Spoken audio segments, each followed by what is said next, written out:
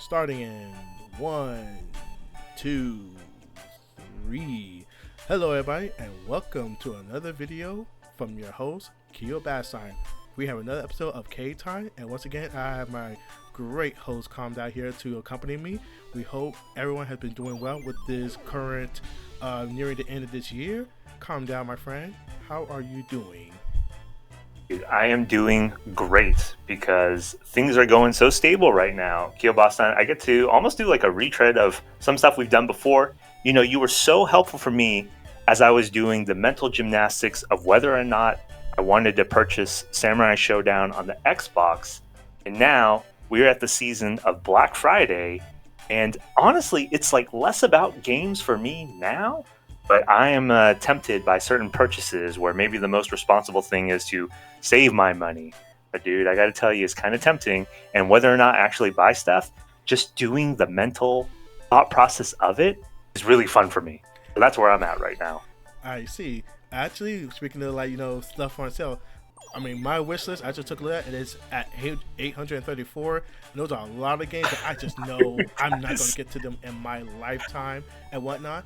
And because I normally grab games I want to get immediately, there's very few games I feel pressure to get right away.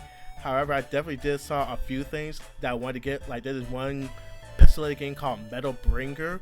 It's like a over the top of head, like dungeon crawler. Like, have you played either the original Diablo 3 or something like the Zelda game, sort of, where you just follow the action from the top of the screen. Isometric view. Yep. Yeah, that's the type of view, but it's like with robots and it's like customization. So it looked really cool, and that game went on sale. So I was like, oh, I kind of want to get that. But actually, if not games, the thing that really started to make me want to take out my wallet is the accessories and whatnot, because I actually do need a new headset. And right now, this microphone of mine is still holding strong, but it's also 6 years old. And the thing is, it uses the micro USB-C. I really want to get away from micro USB-C. I'm sorry, not USB-C, but I want to get away from micro USB and get to USB-C devices, because those last much longer. And in fact, most computers now are not even supporting micro USB anymore. Yeah, it's true. And it's funny that you brought that up. Like, I haven't looked at headsets specifically, but I did purchase a mic because I had some points, and there was like the conjunction of the Black Friday sale. So next time we do a recording, hopefully my voice is like even clearer through that. But as far as accessories, man, I feel like if anybody's been holding off to purchase like controllers for their consoles, right now Xbox has sales going on where you get the controller for $40. I know that in the fighting game sense, it has issues, but just like my personal favorite controller of all time, I think it's actually better. I actually think the Xbox controller is better than the PS5 controller. I don't know about the DualSense 5, but the DualShock 4 controller is also on sale. If you buy it from PlayStation Direct, $25, man. I think that's as low as it has ever been. That is kind of a decent steal, but I would still actually get the Microsoft One controller. I never tried the Elite. They do look decent, but I never tried the Elite. But I bought one of the other controllers because I am now trying to get back to playing a lot more single player games. Because I've been playing a lot of competitive fighting games for an exhaustive amount of time, and now I do want to play other games. Oh, I got leverless and arcade sticks. These don't work with single player games unless I'm playing some type of side-scrolling game. So you're talking about the leverless, man. That's the other thing that's kind of catching my eye. So there's a leverless. I think they usually mention the Hot 42. Yeah, the Hot, I got that. Yeah. So maybe you're familiar with the third-party peripheral company 8-Bit Dough, and they make a lot of controllers, right? Yeah, they did. I did saw the one. Now you remind me. I need to go. I got one of the controllers though for my phone to play some emulators. I can stand by 8-bit though. Yeah, I could. They are. I had one which was like a pseudo PlayStation 4 controller type of build for like I think that was the controller I first used when I started streaming, right? But 8-Bit Do, they've been doing a lot of arcade sticks, and then they finally gravitated this year to making leverless controllers. And like the big thing they have right now, dude, for $90, they have a leverless controller for the Xbox that's wireless, and I that's the one did that's see kind of that. tempting Yeah. for me. And it looks, dude, the design is sick in my opinion. But the thing that's kind of making me say, like, oh, maybe 2 or 3 months ago, this would have been a for sure trigger pull on it. The fact that I'm just not playing fighting games on the Xbox hardly at all. And with Xbox hiking up their Game Pass prices, um, I'm not actually not going to renew my Game Pass subscription. So that means I won't be playing Tekken 8. I won't be playing Street Fighter 6. Luckily, you don't need the online subscription to play Dead or Alive on Xbox, so I can Wow. always enjoy those games. But the need to get a leverless controller is kind of less prominent because if I'm playing on PC, I can play whatever controller I want to use. Would it be nice to have a leverless officially? Yeah, but I mean, when I'm sitting at the desktop, even like the perk of like having a wireless controller is not needed. So the someday I think it'll still be great. And for anybody who's interested, I will say that those 8-Bit Do peripherals, they do frequently go on sale. So always never pay full price, never pay the full MSRP.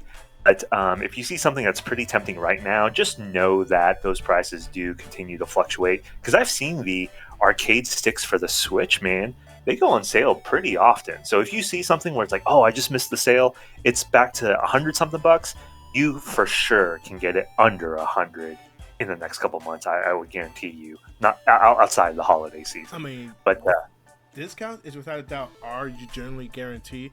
But I will say this: if you're not a patient person, then I would definitely say go out and grab it. But that depends also how quickly you're really in the need of it. And with some of the reasons you just highlighted, I was basically about to be like, no, I think there's still a few reasons you could try to get the arcade set because for starters, like you said, you can still use it on the PC even if you're not going to be playing on the Xbox. And there are other genres of games where you can be accommodated with the leverless and whatnot. Granted, do you even play those genres? Like, do you play a side-scrolling beat 'em up? Do you play a side-scrolling platform, Metroidvanias, and you are hitting puzzle it on shoot the 'em up head. games?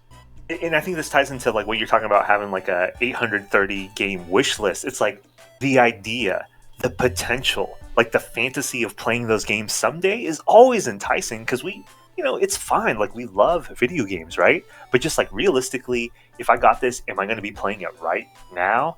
And that's the crazy thing when people do indulge and they do purchase stuff from the wish list and then it's not until like a year or two later sometimes that they actually boot up the game. So that's something to just kind of be wary about. And there's no official rule on it. Like it really depends on the person.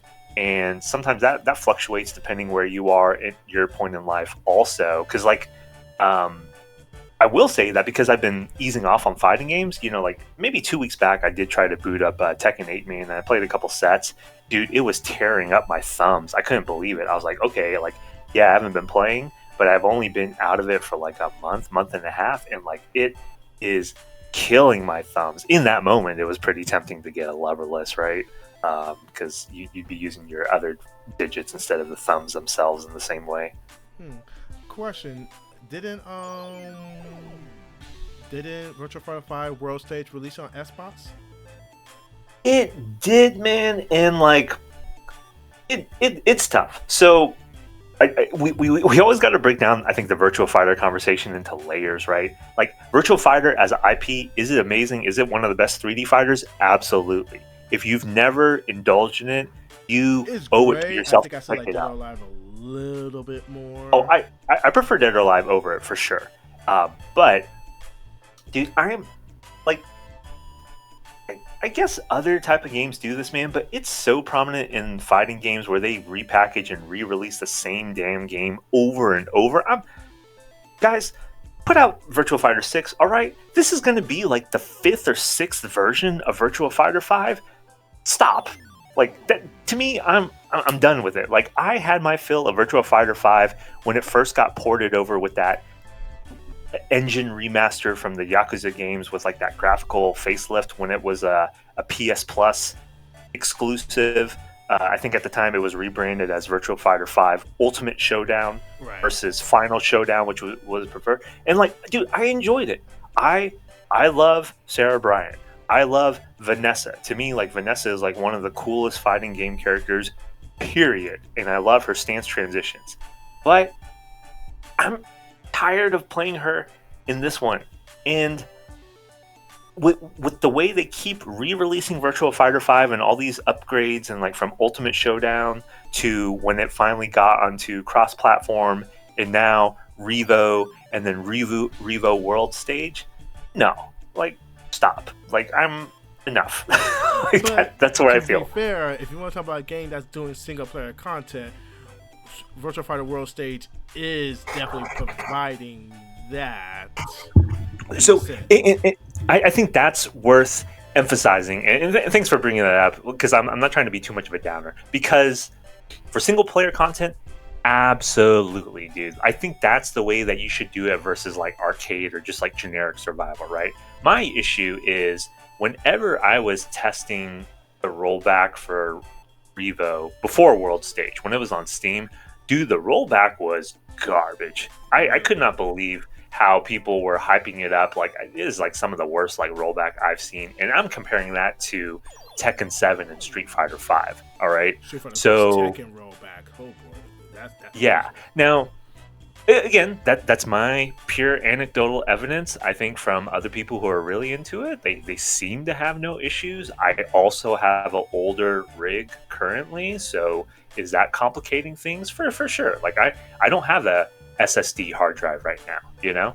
But even then, man, like I can't wait to see Vanessa in Virtua Fighter 6. You know, I'm ready for that. I'm not trying to say that they need to rush the game or anything like that, but I'm ready for that versus I after this iteration of Virtua Fighter 5, dude, I'm gonna be pissed if they do Virtua Fighter 5 Revo World Stage Ultra Showdown, whatever. No more. That with our fighting games re-releasing and whatnot. I mean, in a sense, but then we also get re-released that don't stick the landing.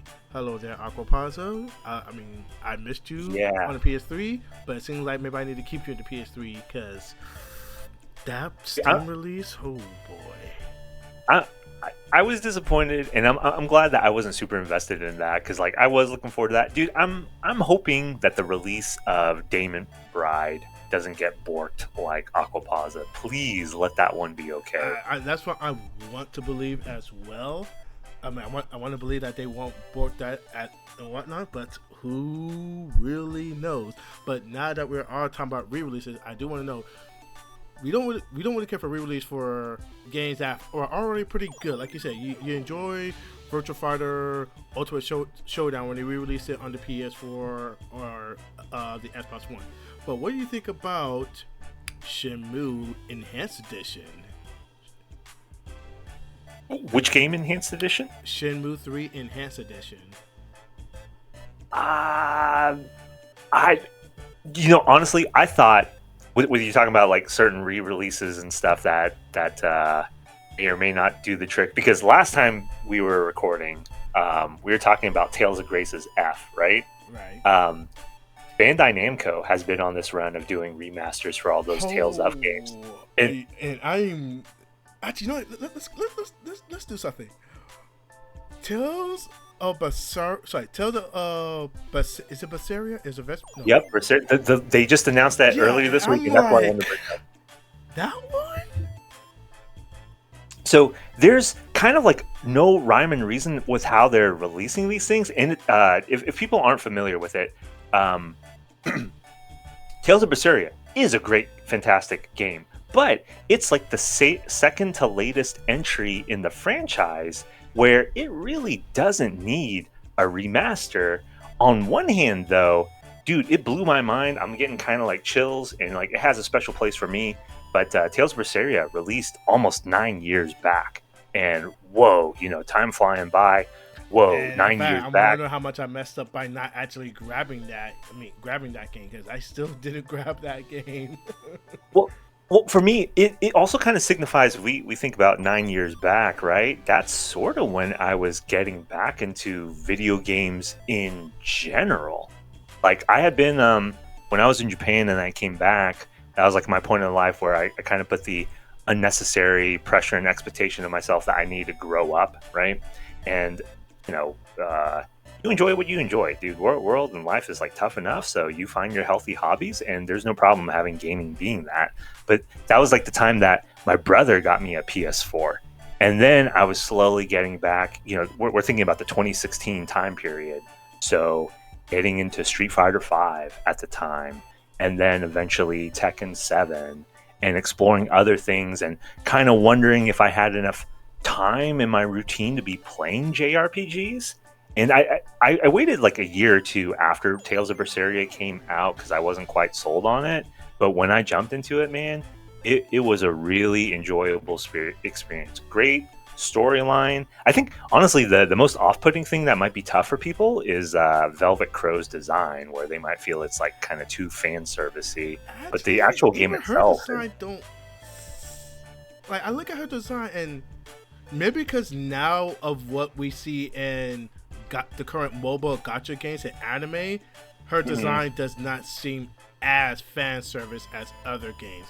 But I do know though she's like a rogue of some sort. So and she's like an outsider. So she's not like she's like if she were part of some high society dressed like that. What are we doing?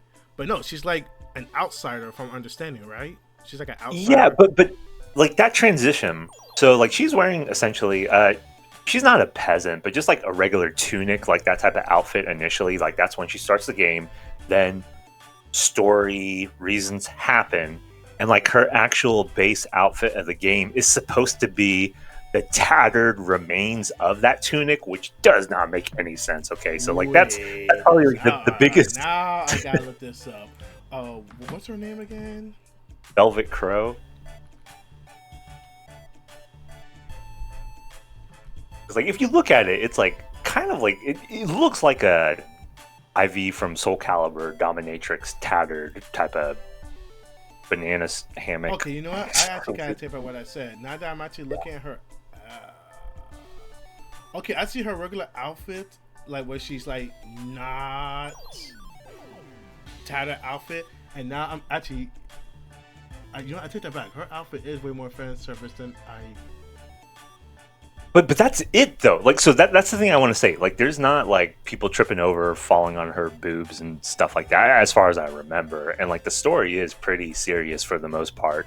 And dude, if you want to talk about like what makes and breaks a lot of those Tales of games is like the supporting cast and like the other characters. Like if you only play Velvet Crow, maybe your criticism is the game is like too button mashy, right? Like it doesn't have the strategy of like other Tales of games. But no, dude, you need to play the other characters, Yeah. and they're a lot of fun. Tales of Graces is one of the few games that made me want to play with the healer and a couple of other characters and whatnot.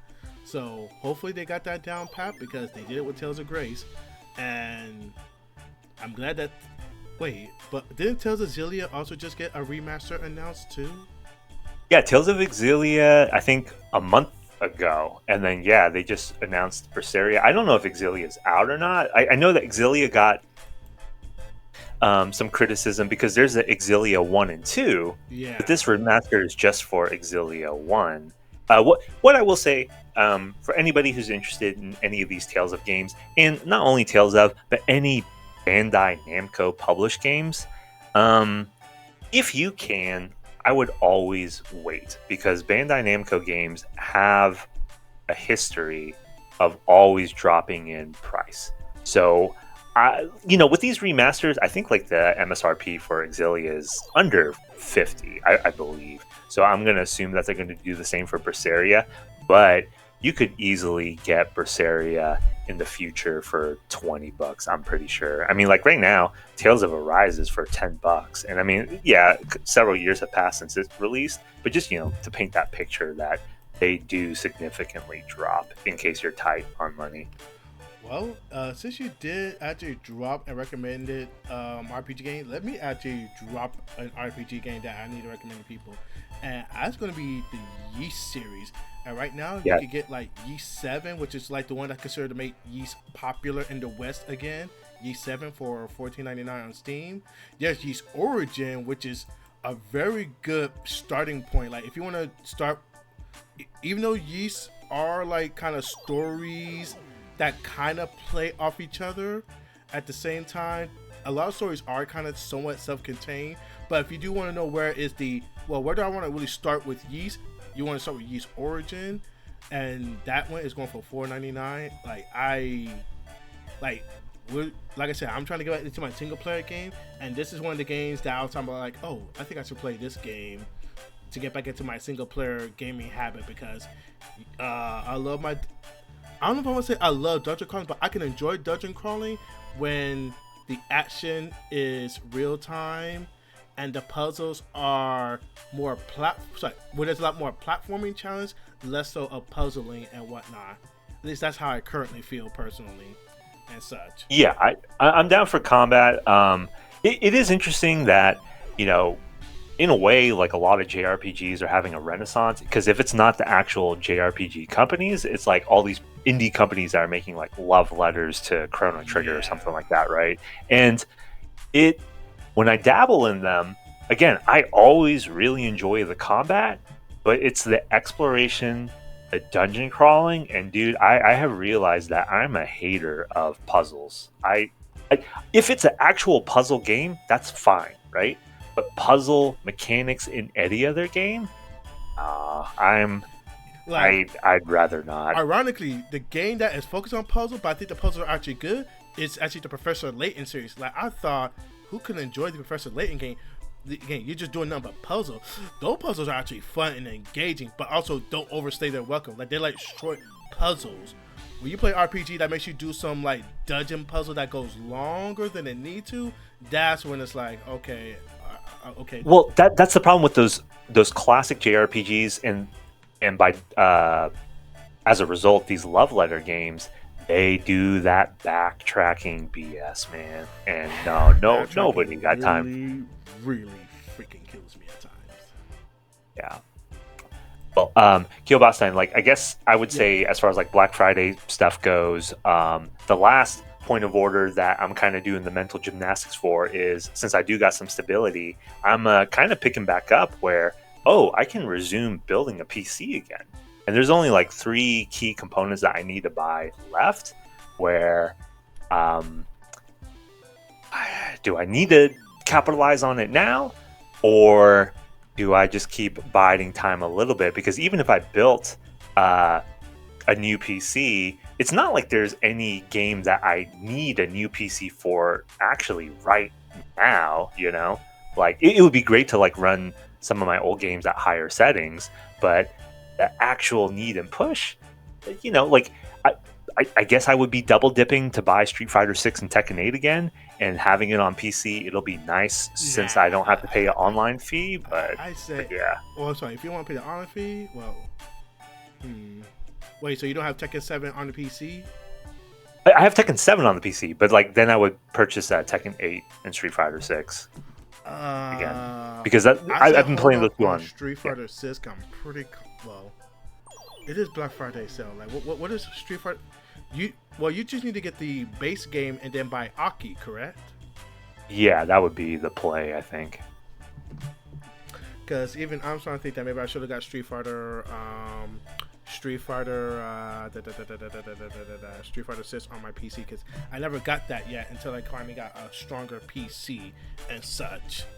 But can I ask you what game, I would really recommend maybe holding off on getting a fighting game and whatnot. Yeah, and if you really want to get to a fighting game, I say look at some indie fighting games. If you're looking for competition, well, sorry, no. Actually, no. What do you think about there's another game I think that's kind of interesting. I think it's called One More Fight. It's like a platform fighter with a interesting design that's kind of similar to Stickman that you've seen from like Newgrounds and such. Okay. Yeah, like that's like a cheap game, and I remember you said you had played Rivals of Aether before, so it might give you a little bit inkling of a Rivals of Aether feel, but that's on a PC and not too expensive. But otherwise, in my opinion, yeah, you don't need to pay for online, but if it isn't $15 or lesser, I might say you could probably just hold off on that. Yeah, yeah, and that might be the especially on fighting. Actually, when it comes to fighting games on Black Friday sale, I don't feel it's really worth it. I think more other acclaimed games are more worthwhile to get on Black Friday because those when games are like usually not on sale will have the bigger sale. Fighting games, I'm pretty sure you may have seen how they go on sale pretty frequently. Yeah, and that's true. Like for the Black Friday, it's rare for them to get like the record low prices.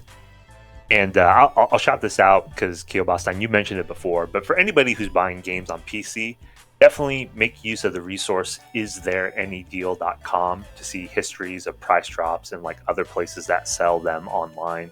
And then if you're looking at console games, use the website Deku Deals. That's DEKU deals.com, and that'll kind of aggregate the price history for not only on the console store pages themselves, like the Nintendo eShop, PlayStation Store, Microsoft Xbox Store, but they'll also check Walmart, Amazon, Newegg. So again, like can't stress enough, it's less and less smart of a good play to buy the game on the day one launch. You know that there really isn't that much need to do it. I've been hearing late how being day one adopters hasn't been the best for a lot of people as of late. Unless you're just that diehard of a competitive person and whatnot. Otherwise, yeah, I can't really personally recommend buying, like, unless it's an indie game that rarely goes on sale, buying a fighting game on a Black Friday sale because most fighting games go on sale frequently, especially the ones that you're looking at, like at Tekken and such. Like, I imagine when you're about to announce their new DLC character, there's going to be another sale yet again for that and whatnot. True. And I might even do a bundle because now we're at 2 seasons complete and whatnot. So, yeah, because then it'll almost beg the question: should you even get the? Because then now you got to ask yourself, all right, if I get these games, then should you go and get the 8-bito leverless and whatnot? Mm-hmm. Yeah. So again, it's always fun to just like do the mental talks like, oh man, like do I want to get this or not? Oh, could you imagine like what I'll be doing if I get that device or whatever? But again, think about where you are in your life. Maybe not even related to gaming, other things you might want to buy, or it's maybe the more boring answer, but saving some money for a surprise purchase that you can do later on isn't a bad idea. I mean, I'll say this: if you got a bakery and you love sweets, try going to your local bakery. Don't go buy like Chips Ahoy's or Oreo cookies. Like those are, I need something quick and dirty. Fine, go ahead and grab those.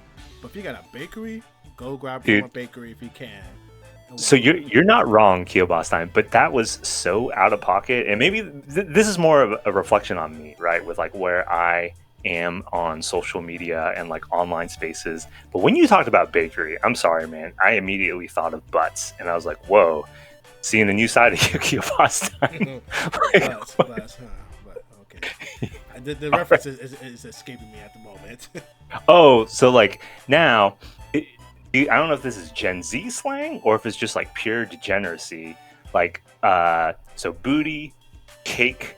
And then the slang has become she has a whole bakery, or not only she, it could be he. Okay. Yeah. So when you're like, oh, go visit your bakery, I was like, for a split second, I was like, whoa, what? I mean, pastry. You could do that too. I mean, go get yourself a pastry, go get yourself a cake, go get yourself a croissant. Not Starbucks, not them, not the corporate overlords. Get the one who are made from people who actually have, well, a refinement to their craft, I would say. Yeah. So actual sweets, not booty talk right here. But that's due to the fact that, food.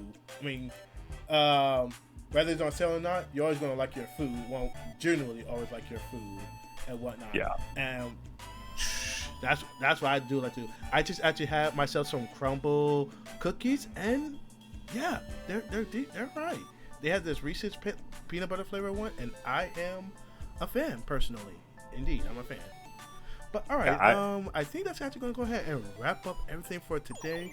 Hey everyone, we do appreciate you for joining us. We hope we were able to entertain you guys, tell you about some good deals, and just overall share what's going on our end. Calm down, my friend. Where can people find you?